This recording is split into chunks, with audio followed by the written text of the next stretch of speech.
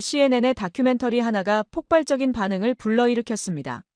제목은 서울의 밤, 세계에서 가장 안전한 도시. 방영 직후 유럽과 미국의 도시계획가들이 줄줄이 서울시에 자문을 요청했습니다. 그런데 이 다큐를 만든 프랑스 출신 여성 교수는 처음부터 서울을 믿지 않았습니다. 밤에 여자 혼자 걷는다고? 통계 조작 아닌가? 함께 온 독일계 안전 전문가는 더 노골적이었습니다. 아시아 도시들은 감시 카메라 덕분이지. 통제가 강해서 안전한 거다. 20년간 세계 도시의 치안을 연구한 두 사람이 서울에 도착했을 때 그들은 확신에 차 있었습니다. 하지만 일주일 뒤 카메라 앞에서 그들이 한 말은 전혀 달랐습니다. 대체 무슨 일이 있었던 건지 지금 바로 알아보겠습니다. 잠깐만요. 혹시 지금 어디서 듣고 계신가요? 구독과 좋아요 미리 눌러주시면 건강하고 행복한 기운 듬뿍 받으실 거예요. 저는 밤의 도시를 연구해온 사람입니다. 파리에서 20년 넘게 살았죠. 그곳에서 밤은 늘 조심해야 할 시간이었습니다. 제 노트북엔 유럽 30개 도시의 야간 범죄 통계가 들어 있습니다. 수치, 그래프, 피해자 증언, 경찰 보고서. 수백 페이지에 달하는 데이터였죠. 거기엔 제가 직접 겪은 일도 포함되어 있었습니다. 5년 전, 파리 13구.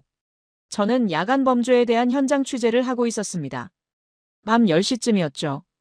거리는 밝았고 사람도 제법 있었습니다. 안전하다고 느꼈어요. 하지만 틀렸습니다. 한 남성이 제 어깨를 잡았습니다. 거친 손이었죠. 저는 뿌리쳤습니다.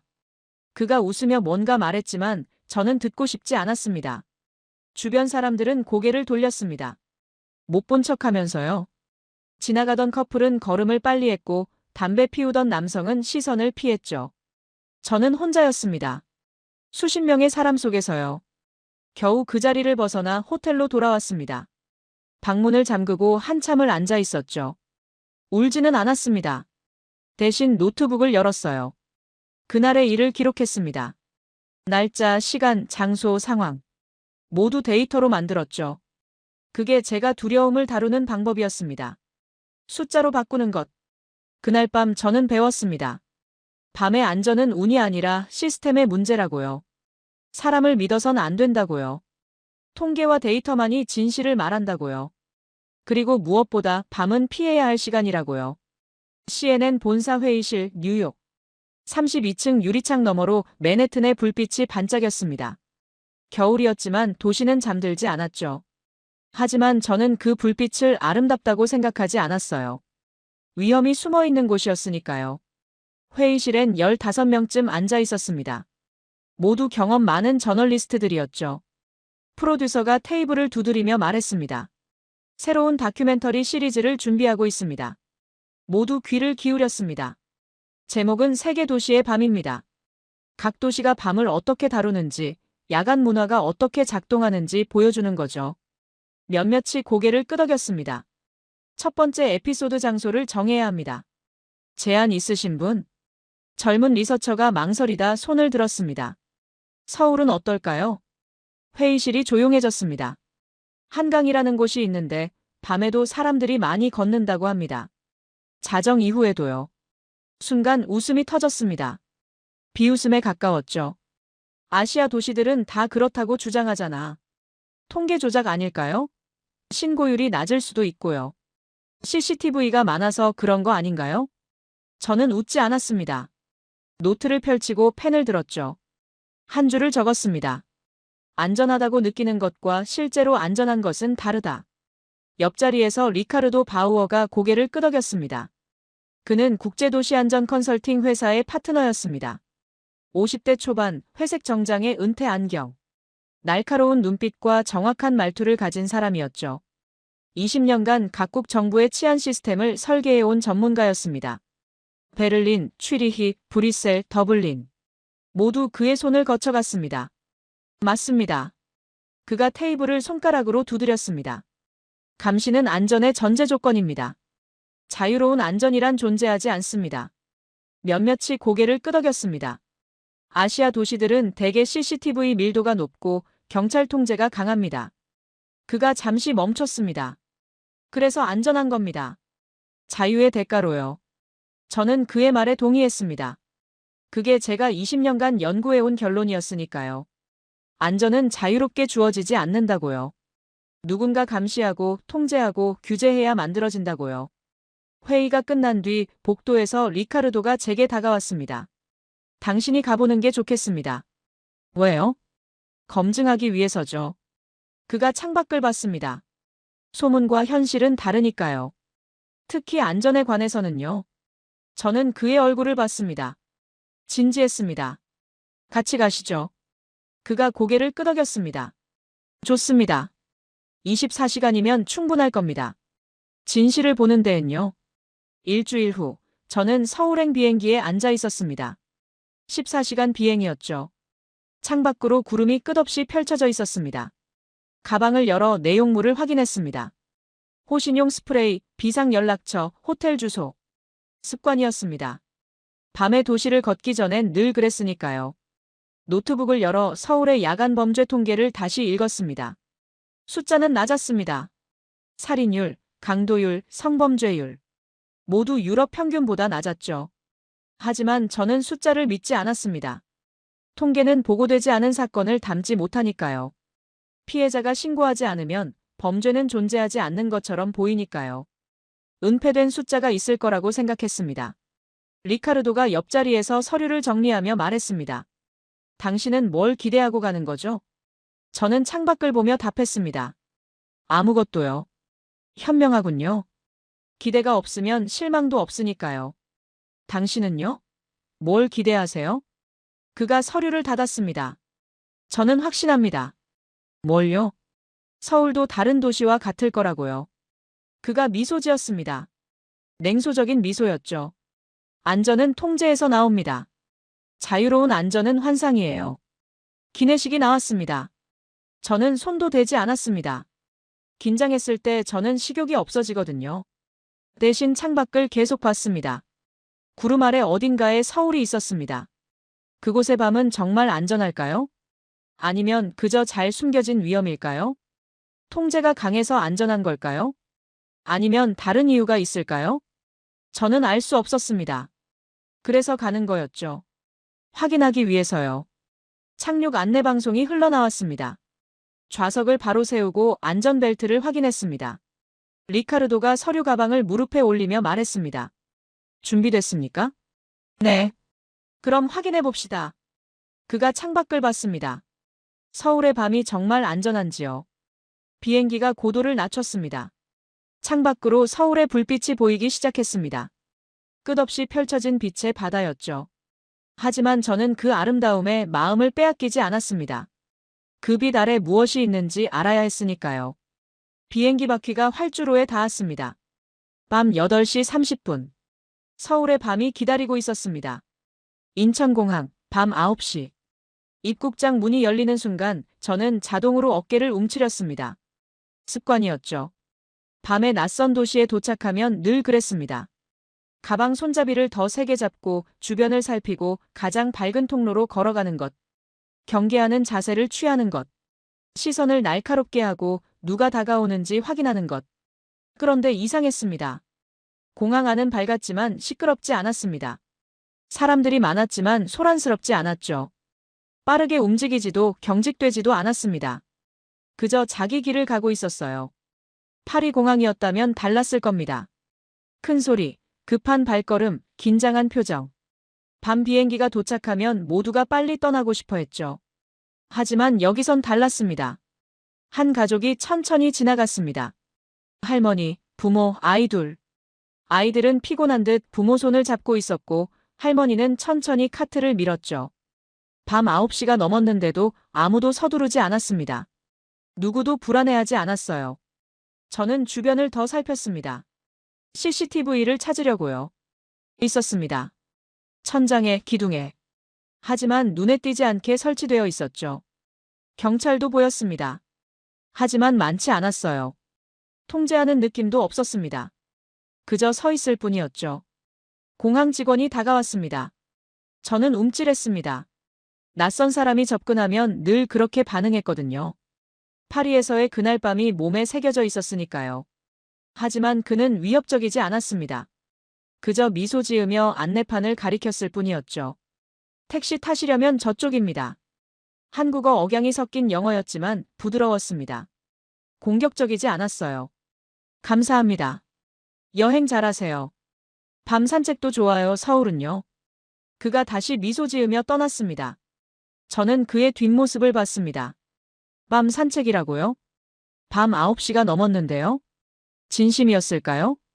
아니면 관광객을 위한 립서비스였을까요? 택시 승강장으로 향했습니다. 자동문이 열리며 밤 공기가 들어왔습니다. 차가웠습니다. 하지만 위협적이지 않았어요. 그저 겨울밤의 공기였죠. 깨끗했습니다. 줄이 있었습니다. 10명쯤 되는 사람들이 조용히 서 있었습니다. 누구도 새치기 하지 않았고 누구도 큰 소리로 떠들지 않았습니다. 리카르도가 중얼거렸습니다. 공항이니까 당연하죠. 직원들이 관리하고 있으니까요. 저는 주변을 살폈습니다. 직원은 보이지 않았습니다. 사람들이 스스로 줄을 지키고 있었죠. 한 노인이 카트를 밀다 비틀거렸습니다. 앞에 서 있던 젊은 남성이 슬쩍 다가가 카트를 잡아줬습니다. 괜찮으세요? 아이고 고맙네. 천천히 가세요. 그게 전부였습니다. 과하지 않았고 부담스럽지도 않았죠. 택시가 도착했습니다. 기사가 내려서 트렁크를 열어줬습니다. 손수요. 파리에서는 본 적 없는 일이었습니다. 어디 가세요? 한강 근처 호텔입니다. 기사가 짐을 실으며 물었습니다. 첫 방문이세요? 네.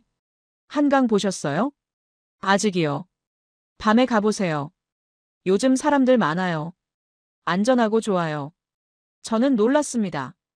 경고가 아니었습니다. 조심하라는 말도 아니었죠. 추천이었습니다. 밤에 가보라고요. 리카르도가 뒷자리에 앉으며 물었습니다. 밤에도 사람이 많습니까? 네. 특히 주말엔 새벽까지도 있어요. 치맥하러요. 치맥이요? 치킨이랑 맥주요. 강변에서 먹으면 맛있어요. 위험하지 않나요? 기사가 웃었습니다. 여기요? 안전해요. CCTV도 있고 사람들이 서로 조심하니까요. 택시가 출발했습니다. 창밖으로 고속도로가 펼쳐졌습니다. 가로등 불빛이 일정한 간격으로 이어졌죠. 밤인데도 밝았습니다. 하지만 눈부시지 않았어요. 적당했습니다. 도로는 깨끗했고 차들은 질서 있게 움직였습니다. 클렉슨 소리가 들리지 않았습니다. 파리였다면 끊임없이 울렸을 텐데요. 리카르도가 다시 물었습니다. CCTV가 많아서 안전한 거죠? 그것도 있지만요. 기사가 잠시 생각하더니 말했습니다. 사람들이 원래 조심해요. 서로를요. 그게 더 큰 것 같아요. 저는 노트를 꺼냈습니다. 적었습니다. 밤을 피하지 않는다. 오히려 즐긴다. 서로 조심한다. 리카르도가 비웃듯 중얼거렸습니다. 립서비스군요. 관광객한테 하는요. 하지만 저는 확신할 수 없었습니다. 기사의 목소리엔 진심이 담겨 있었거든요. 자랑하는 톤이 아니었어요. 그저 당연한 사실을 말하는 것 같았습니다. 도심으로 들어설수록 불빛이 많아졌습니다. 빌딩, 가로등, 상점. 모두 환하게 빛나고 있었죠. 하지만 시끄럽지 않았습니다. 소란스럽지 않았어요. 사람들은 걷고 차는 지나가고 도시는 숨쉬고 있었습니다. 조용히요. 호텔 앞에 도착했습니다. 밤 10시가 조금 넘었죠. 기사가 트렁크에서 짐을 꺼내주며 말했습니다. 밤 산책 꼭 해보세요. 한강 정말 좋아요. 고맙습니다. 아, 그리고요. 그가 웃으며 덧붙였습니다. 무서워하지 마세요. 여긴 밤도 낮이랑 똑같아요. 리카르도가 팁을 건네며 냉소했습니다. 관광 홍보 문구네요. 하지만 기사는 그저 웃을 뿐이었습니다.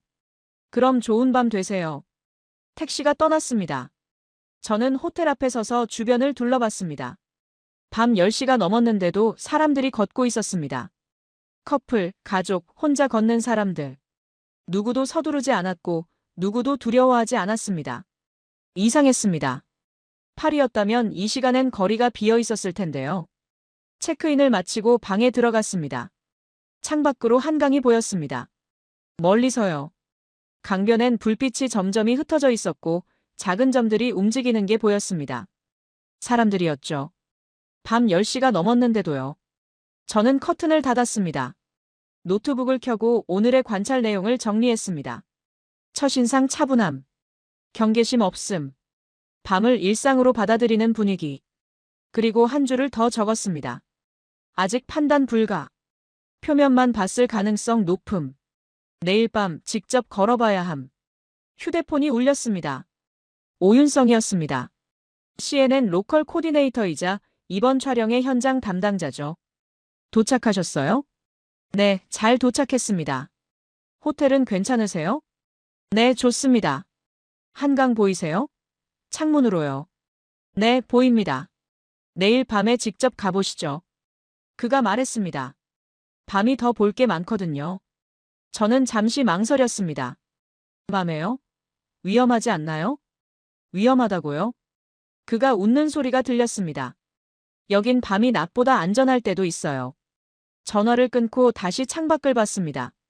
강변의 불빛들은 여전히 깜빡이고 있었습니다. 작은 점들은 계속 움직였죠. 저는 중얼거렸습니다. 정말 그럴까요? 대답은 없었습니다. 다만 창밖 어둠 속에서 웃음소리가 희미하게 들려왔을 뿐이었죠. 밤인데도요. 다음 날 저녁 호텔 로비에서 미팅이 있었습니다. 강서윤을 만났죠. 서울시 한강 야간 안전 담당 팀장이었습니다. 40대 초반 깔끔한 인상의 여성이었어요. 반갑습니다. 이번 촬영 잘 부탁드립니다. 그녀의 악수는 단단했습니다. 내일 일정은 낮에 한강 인프라를 먼저 보시고 저녁에 야간 문화를 체험하시면 됩니다. 저는 고개를 저었습니다. 아니요. 오늘 밤 지금 가고 싶습니다. 지금요? 네. 그리고 혼자 걸어볼게요. 강서윤이 눈썹을 치켜 올렸습니다. 혼자요? 굳이 그러실 필요는 없는데요. 필요합니다. 저는 가방에서 노트를 꺼냈습니다. 안전을 평가하려면 가장 취약한 상황을 테스트해야 해요. 여성, 혼자, 밤 11시. 리카르도가 끼어들었습니다. 좋은 방법이군요. 데이터가 정확해지겠어요. 오윤성이 걱정스러운 표정을 지었습니다. 혹시 무슨 일 있으시면 바로 연락 주세요. 제가 근처에 있을게요. 괜찮습니다. 저는 단호했습니다. 전 이런 일에 익숙해요. 밤 11시, 여의도 한강공원. 저는 혼자 강변 산책로 입구에 섰습니다. 주머니 쏘코신 스프레이를 만졌습니다. 차가운 금속이 손에 닿았죠. 심장이 빨라졌습니다. 파리의 그날 밤이 다시 떠올랐습니다. 어깨를 잡던 거친 손. 고개를 돌리던 사람들. 혼자였던 그 순간. 하지만 걸어야 했습니다. 확인해야 했으니까요. 서울의 밤이 정말 안전한지요. 첫 발을 내딛었습니다. 산책로는 예상보다 훨씬 밝았습니다. 가로등이 일정한 간격으로 서 있었고 빛은 부드러웠죠. 눈부시지 않았습니다. 하지만 충분히 밝았어요. 주변을 볼 수 있을 정도로요. 더 놀라운 건 사람들이었습니다. 밤 11시가 넘었는데도 사람들이 있었습니다. 한 커플이 돗자리에 앉아 치킨을 먹고 있었습니다. 중년 부부가 자전거를 타고 천천히 지나갔죠. 한 여성이 강아지와 산책하고 있었습니다. 혼자였습니다. 저처럼요. 이어폰을 끼고 여유롭게 걷고 있었죠. 저는 계속 걸었습니다. 주변을 살폈습니다. 경찰이 보이나요? CCTV는요? 경찰은 멀리 한 명 보였지만 순찰하는 게 아니었습니다. 그저 서 있을 뿐이었죠. CCTV는 있었지만 눈에 띄지 않았습니다. 누군가 제 옆을 지나갔습니다. 저는 움찔했습니다. 몸이 자동으로 반응했죠. 하지만 그는 조깅하는 사람이었습니다. 땀을 흘리며 일정한 속도로 달리고 있었어요. 제 옆을 지나치며 그가 말했습니다. 죄송해요. 사과였습니다. 제가 놀랐을까 봐요. 저는 멍하니 그의 뒷모습을 봤습니다. 팔이었다면 아무 말 없이 지나갔을 겁니다. 아니, 그렇게 가까이 지나가지도 않았겠죠. 계속 걸었습니다. 한 무리의 젊은이들이 웃으며 다가왔습니다. 5명쯤 되어 보였어요. 저는 긴장했습니다. 길 한쪽으로 비켜섰죠. 하지만 그들은 저를 보지도 않았습니다. 그저 자기들끼리 이야기하며 지나갔을 뿐이죠. 시끄럽지도 않았습니다. 목소리가 적당했어요. 벤치에 앉아있는 노인이 보였습니다. 혼자였습니다. 밤 11시가 넘었는데요. 저는 다가가 물었습니다. 실례지만 여기 밤에 안전한가요? 노인이 고개를 들었습니다. 안전하죠. 매일 나와요. 20년째요. 혼자요? 네. 아내가 먼저 갔거든요. 그래서 여기 나와 바람 쐬고 가요. 노인의 목소리엔 외로움이 있었지만 두려움은 없었습니다. 무섭지 않으세요? 왜요? 여기가요? 노인이 웃었습니다. 여기만큼 안전한 곳이 어디 있나요? 밤에도요. 저는 다시 걸었습니다. 강바람이 불었습니다. 차가웠지만 상쾌했어요. 누군가 넘어질 뻔했습니다. 앞에서 걷던 젊은 여성이었죠. 돌부리에 걸린 것 같았습니다. 순간 주변 사람들이 움직였습니다. 말없이요. 한 남성이 팔을 내밀었고 옆에 있던 다른 여성이 가방을 주워줬습니다. 괜찮으세요? 네, 감사합니다. 조심하세요. 그게 전부였습니다. 과하지 않았고 부담스럽지도 않았죠. 그저 자연스러웠습니다. 당연한 것처럼요. 저는 걸음을 멈췄습니다. 가슴이 두근거렸습니다. 공포가 아니었습니다. 혼란이었죠. 이해할 수 없었거든요. 왜 아무도 통제하지 않는데 질서가 있을까요? 왜 경찰이 많지 않은데 안전할까요? 왜 사람들은 서로를 외면하지 않을까요? 장민지가 다가왔습니다. 한강 야간 순찰 자원봉사자였습니다. 낮에는 간호사로 일한다고 했죠. 어떠세요? 이상해요. 뭐가요? 너무 평온해요. 그녀가 웃었습니다. 이게 원래예요. 매일 밤이 이래요. 통제하는 사람이 없잖아요. 통제할 필요가 없거든요. 장민지가 강을 가리켰습니다. 다들 알아서 조심하니까요. 서로를요. 어떻게요? 왜요? 글쎄요. 그녀가 생각하더니 말했습니다. 여기서 사고 나면 다 피해자니까요. 나도 당신도 저기 있는 사람들도요. 그래서 서로 보는 것 같아요. 저는 다시 주변을 둘러봤습니다. 한 아이가 자전거를 타고 있었습니다. 밤 11시 반인데요. 부모가 옆에서 천천히 따라가고 있었죠. 걱정하는 얼굴이 아니었습니다. 그저 함께 있을 뿐이었어요. 아무도 이상하게 보지 않았습니다. 밤에 아이가 자전거 타는 게 자연스러운 것처럼요. 저는 노트에 적었습니다. 손이 떨렸습니다. 첫 번째 균열 통제 없이도 질서가 존재한다. 20년간 믿어온 전제가 흔들리고 있었습니다. 안전은 감시에서 나온다고 생각했는데 여긴 달랐습니다. 강서윤이 멀리서 지켜보고 있었습니다. 저는 그녀에게 걸어갔습니다. 이해가 안 돼요. 뭐가요? 여긴 왜 이렇게 조용한 거죠? 밤인데요.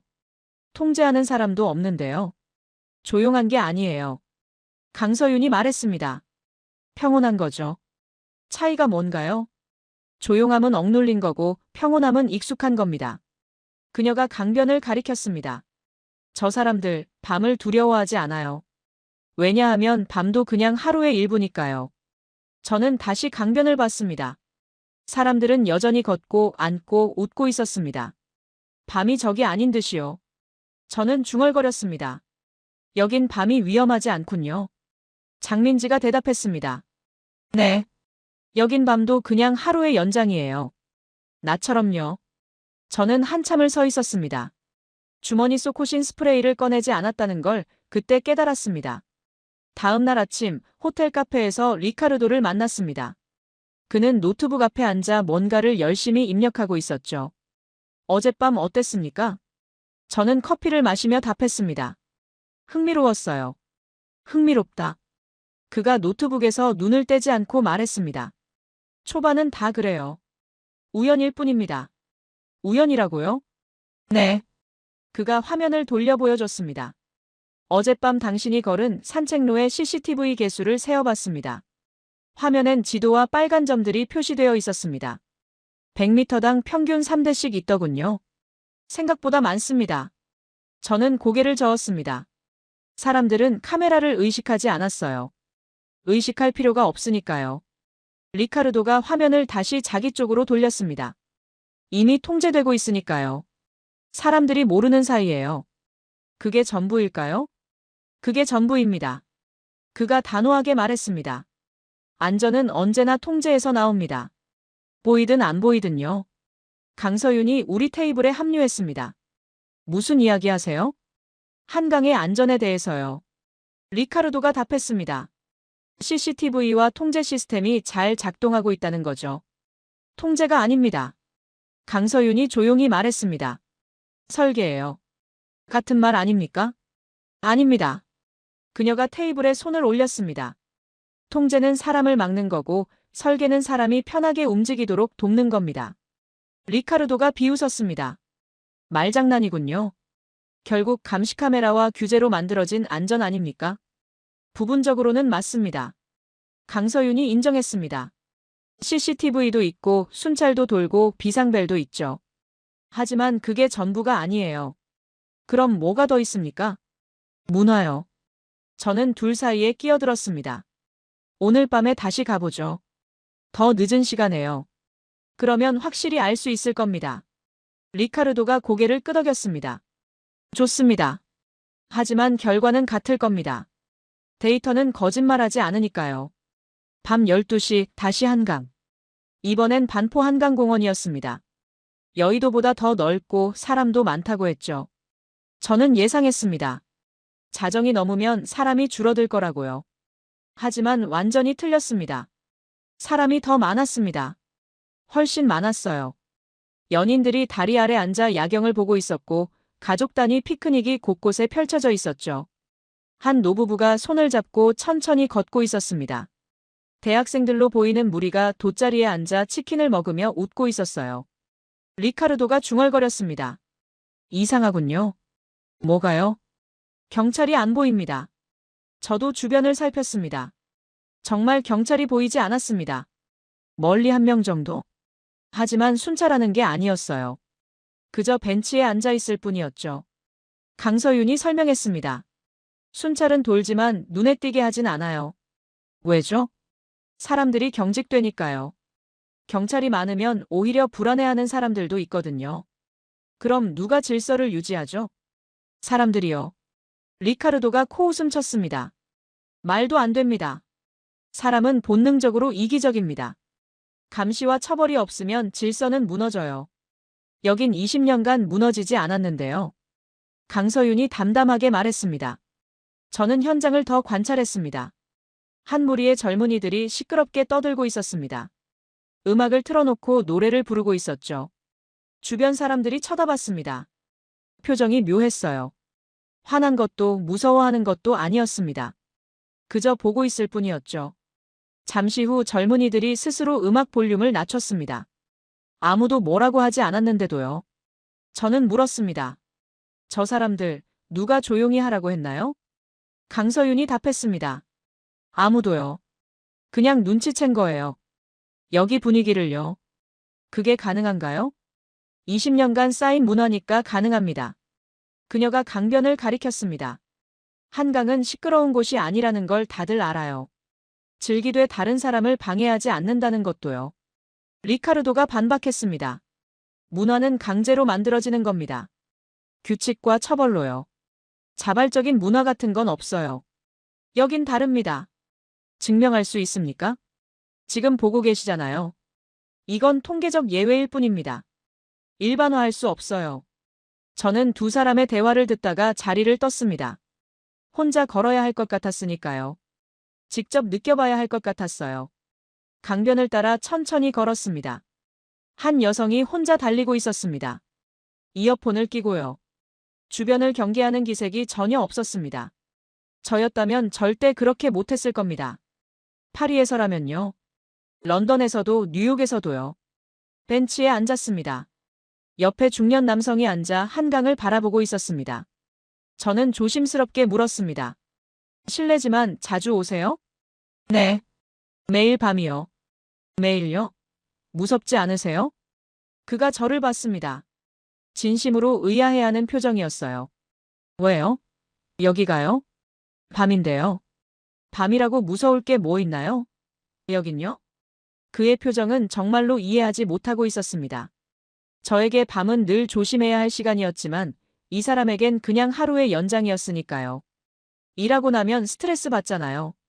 그래서 여기 와서 바람 쐬고 가요. 혼자요? 네. 아내는 집에서 쉬고요. 저만 나와요. 그가 웃었습니다. 여긴 혼자 와도 괜찮아요. 사람들이 있으니까요. 멀리서 장민지가 순찰하는 게 보였습니다. 그녀는 곳곳을 살피며 걷고 있었죠. 하지만 경계하는 게 아니었습니다. 확인하는 거였어요. 누가 도움이 필요한지요. 한 노인이 벤치에서 일어서다 비틀거렸습니다. 다리가 저린 듯했죠. 장민지가 재빨리 다가가 부축했습니다.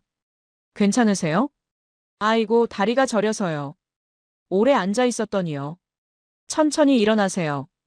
제가 잡고 있을게요. 노인이 천천히 일어섰습니다. 고맙네요. 젊은 사람이. 천천히 가세요. 조심하시고요. 그게 그녀의 일이었습니다. 막는 게 아니라 돕는 거요. 통제하는 게 아니라 돌보는 거요. 저는 다시 노트에 적었습니다. 두 번째 균열 질서는 감시가 아니라 관심에서 나온다. 리카르도가 다가왔습니다. 아직도 확신하지 못하시는군요.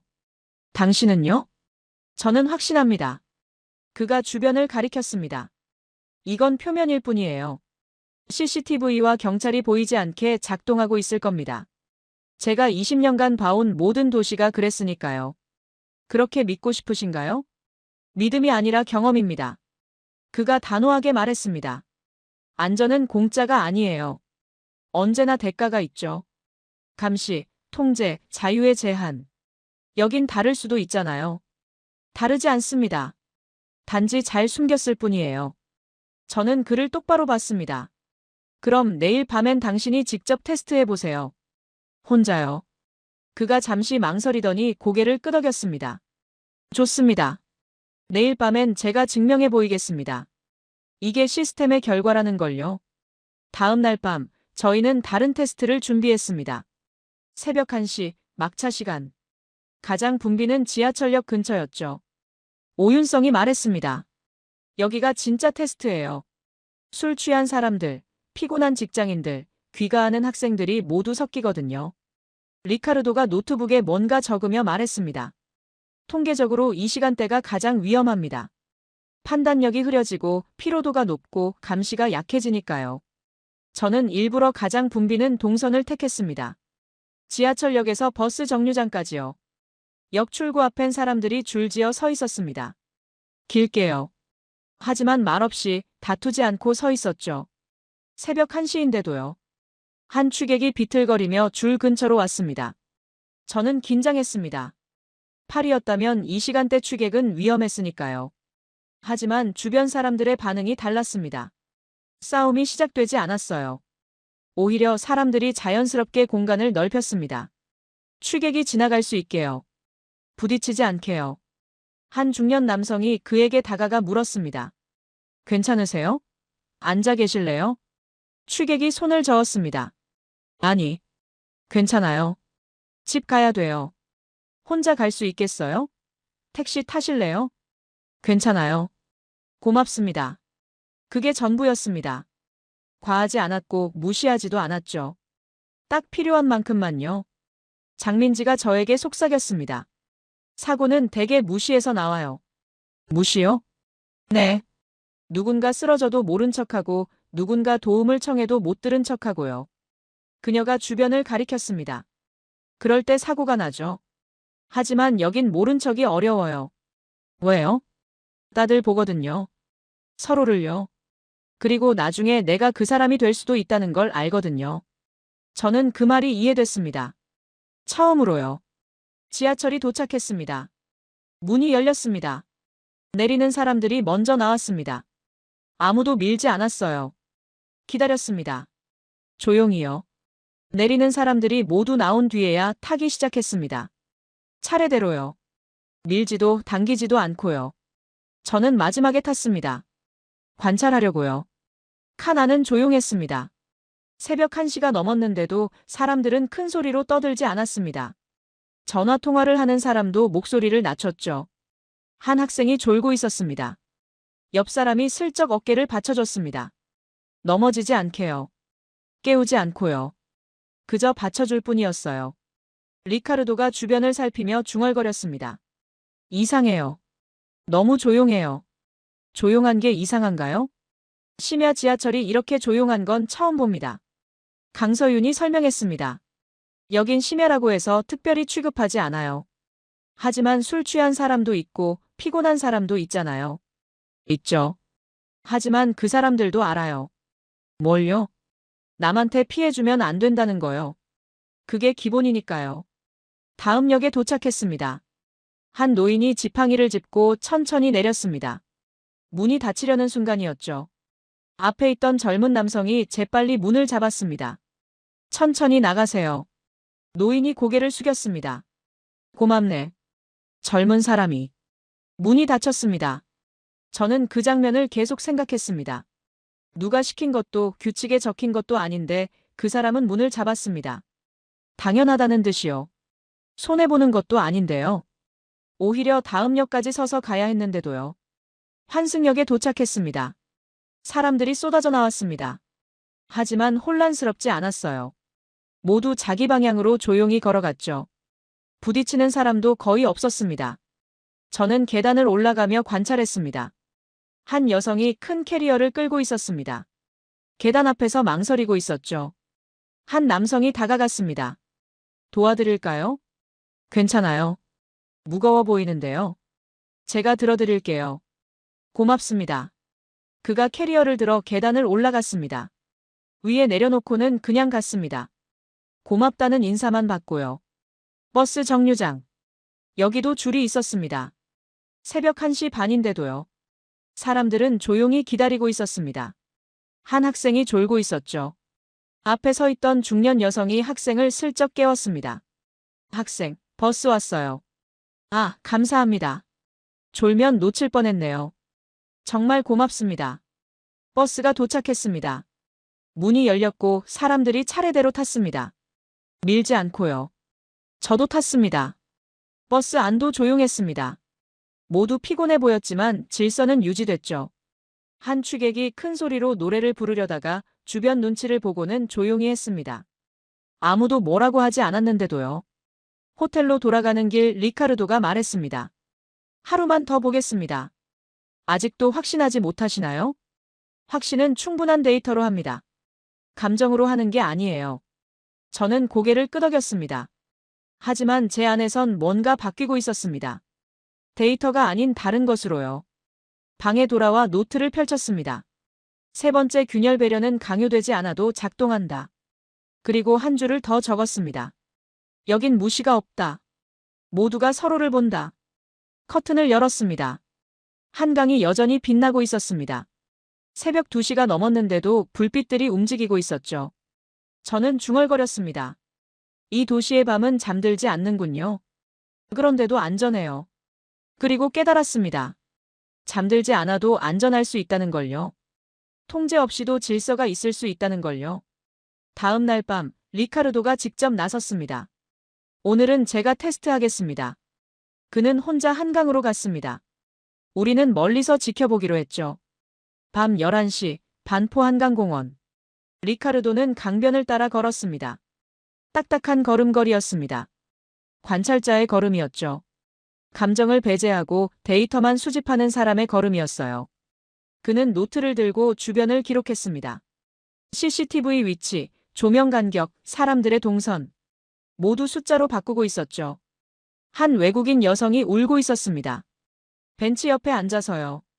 젊은 여성이었어요. 가방을 바닥에 내려놓고 휴대폰을 들여다보며 눈물을 흘리고 있었죠. 길을 잃은 것 같았습니다. 리카르도가 멈춰섰습니다. 그는 다가가지 않았습니다. 관찰만 했죠. 누가 먼저 움직이나 보려고요. 경찰이 올까요? 안전요원이 나타날까요? 지나가는 사람들은 무시할까요? 그는 노트를 펼치고 기다렸습니다. 시간을 재면서요. 1분이 지났습니다. 아무도 오지 않았습니다. 2분. 여전히 아무 일도 일어나지 않았죠. 리카르도가 노트에 적었습니다. 2분 경과 반응 없음. 하지만 3분째 뭔가 일어났습니다. 한 중년 여성이 다가갔습니다. 천천히 조심스럽게요. 괜찮으세요? 외국인 여성이 고개를 들었습니다. 눈물로 얼룩진 얼굴이었죠. 아이 로스트. 길을 잃으셨어요?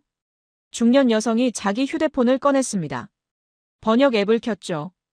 어디 가려고 하세요? 젊은 남성도 다가왔습니다. 도와드릴까요? 곧 한 대학생으로 보이는 여성도 멈춰 섰습니다. 호텔 이름 아세요? 셋이서 휴대폰을 모아들고 길을 찾기 시작했습니다. 외국인 여성이 눈물을 닦았습니다. 땡큐. 땡큐. 천천히 가세요. 괜찮아요. 중년 여성이 그녀의 어깨를 가볍게 두드렸습니다. 제가 같이 갈게요. 택시 타는 곳까지요. 저도 그쪽이에요. 같이 가죠. 대학생이 말했습니다. 가방 들어드릴게요. 노노, 괜찮아요. 무거워 보여요. 제가 들게요. 세 사람은 외국인 여성을 데리고 천천히 걸어갔습니다. 택시 승강장 쪽으로요. 조심히 가세요. 택시 기사한테 주소 보여주세요. 여기 안전해요. 걱정 마세요. 외국인 여성이 계속 고개를 숙였습니다. 땡큐, 땡큐 소 머치. 리카르도는 그 광경을 말없이 지켜봤습니다. 움직이지 않았죠. 그저 서 있었습니다. 오래요. 노트를 든 손이 내려갔습니다. 적지 않았어요. 장민지가 저에게 속삭였습니다. 저분, 놀라신 것 같아요. 왜요? 경찰이 오지 않았잖아요. 안전요원도요. 그런데 사람들이 먼저 도왔어요. 저도 리카르도를 봤습니다. 그의 얼굴엔 표정이 없었습니다. 하지만 손이 주머니에 들어가 있었죠. 긴장했을 때 그가 하는 습관이었습니다. 외국인 여성이 택시에 탔습니다. 도와준 사람들이 손을 흔들었죠. 조심히 가세요. 서울 좋은 추억 만드세요. 택시가 떠났습니다. 사람들도 각자 갈 길을 갔습니다. 아무 일도 없었던 것처럼요. 대가를 바라지 않고요. 칭찬을 기대하지도 않고요. 그저 도와야 할 사람이 있어서 도왔을 뿐이었죠. 리카르도가 천천히 돌아왔습니다. 걸음이 무거웠습니다. 저는 물었습니다. 어땠어요? 그는 한참 동안 대답하지 않았습니다. 강을 바라보며 서 있었죠. 그러다 중얼거렸습니다. 우리는 시스템을 설계했는데. 네. 여긴 시스템이 아니군요. 그럼 뭐죠? 그가 저를 봤습니다. 처음으로 확신 없는 눈빛이었습니다. 20년간 단 한 번도 흔들리지 않았던 그 눈빛이요. 모르겠습니다. 우리는 벤치에 앉았습니다. 한참 동안 아무 말도 하지 않았죠. 리카르도는 노트를 펼쳤다가 다시 닫았습니다. 적을 수 없었던 것 같았어요. 숫자로 만들 수 없는 것이었으니까요. 강서윤이 다가왔습니다. 뭘 보셨나요? 리카르도가 천천히 답했습니다. 사람들이 먼저 움직이더군요. 네. 원래 그래요. 왜죠? 그게 당연하니까요. 당연하다고요? 낯선 사람을 돕는 게요? 여긴 그래요. 강서윤이 한강을 가리켰습니다. 낯선 사람도 언젠간 내가 될 수 있으니까요. 내가 도움받을 수도 있고요. 리카르도가 고개를 저었습니다. 제가 20년간 봐온 도시들은 달랐습니다. 어땠는데요? 낯선 사람은 위험이었어요. 피해야 할 대상이었죠. 여긴 다릅니다. 왜죠? 뭐가 다르죠? 강서윤이 주변을 가리켰습니다. 저기 보이는 사람들, 다 낯선 사람들이에요. 네. 하지만 같은 공간을 쓰고 있죠. 같은 강을 보고 같은 밤을 보내고 있어요. 그녀가 잠시 멈췄습니다. 그러니까 서로 조심하는 겁니다. 자기를 위해서라도요. 저는 리카르도를 봤습니다. 그의 얼굴엔 균열이 생기고 있었습니다. 20년간 쌓아온 확신이에요. 오윤성이 조용히 말했습니다. 오늘 본 장면 특별한 게 아니에요. 네. 매일 일어나는 일이거든요. 한강에선요. 리카르도가 물었습니다. 매일요? 네. 하루에 수십 번씩 저런 일이 일어나요. 오윤성이 설명했습니다. 길 잃은 사람, 다친 사람, 도움이 필요한 사람들. 다 있어요. 그럼 경찰은요? 경찰은 큰일이 생겼을 때 오죠. 작은 일은 사람들이 알아서 해결해요. 시스템 없이요? 사람이 시스템이에요. 여긴요. 리카르도가 다시 침묵했습니다. 긴 침묵이었죠. 저는 그가 무너지고 있다는 걸 알았습니다. 그의 데이터에 없는 현실이 눈앞에 있었으니까요. 숫자로 설명할 수 없는 것이요. 통제와 감시로 만들어지지 않은 안전이요. 밤이 깊어졌습니다. 우리는 천천히 자리에서 일어났습니다. 리카르도가 마지막으로 중얼거렸습니다. 내일 다시 오겠습니다. 왜요? 확인해야 해서요. 그가 강을 받습니다. 정말로 매일 이런지요? 제가 본 게 예외가 아닌지요? 저는 고개를 끄덕였습니다. 그도 이제 찾고 있었습니다. 답이 아니라 진실을요. 호텔로 돌아가는 택시 안에서 리카르도가 말했습니다. 20년간 저는 확신했습니다. 안전은 통제에서 나온다고요. 이젠요? 모르겠습니다. 그가 창밖을 봤습니다. 여긴 제가 아는 도시가 아니에요. 저도 창밖을 봤습니다. 서울의 밤이 흘러가고 있었습니다. 조용하지만 살아있는 밤이었죠. 일주일이 지났습니다. 우리는 매일 밤 한강에 나갔습니다. 리카르도는 더 이상 CCTV를 세지 않았습니다. 노트도 거의 펼치지 않았죠. 대신 사람들을 봤습니다. 서로 길을 양보하는 모습. 넘어진 사람을 일으켜주는 손길. 길 잃은 아이를 찾아주는 목소리. 그는 점점 말이 없어졌습니다. 마지막 촬영날 CNN 인터뷰가 있었습니다. 스튜디오가 아니라 한강변에서요. 석양이 지고 있었고 곧 밤이 올 시간이었습니다. 리카르도가 먼저 카메라 앞에 섰습니다. 저는 틀렸습니다. 그가 단호하게 말했습니다. 촬영 감독이 놀란 표정을 지었지만 리카르도는 계속했습니다. 20년간 저는 도시의 안전은 통제에서 나온다고 믿었습니다. 그가 잠시 멈췄습니다. CCTV, 경찰, 규제, 처벌. 이런 것들이 사람들을 안전하게 만든다고 생각했죠. 하지만 서울에선 다른 걸 봤습니다. 뭘 보셨나요? 신뢰요. 리카르도가 한강을 가리켰습니다. 사람들이 서로를 믿고 있었습니다. 낯선 사람도, 밤의 어둠도, 예상치 못한 상황도요. 그게 가능한가요? 가능합니다. 제가 직접 봤으니까요. 그가 카메라를 똑바로 봤습니다. 제가 컨설팅한 도시들에선 사람을 통제의 대상으로 봤습니다. 하지만 여긴 사람을 신뢰의 주체로 봤어요. 차이가 뭔가요? 통제는 두려움을 만들고 신뢰는 안전을 만듭니다. 제 차례였습니다. 저는 깊게 숨을 쉬고 카메라 앞에 섰습니다. 저는 파리에서 밤을 연구했습니다. 제 목소리가 떨렸습니다. 밤은 늘 조심해야 할 시간이었죠. 제 경험도 그랬고요. 카메라가 저를 클로즈업했습니다. 5년 전, 저는 파리에서 야간 취재 중 성희롱을 당했습니다. 주변에 사람이 많았지만 아무도 도와주지 않았죠.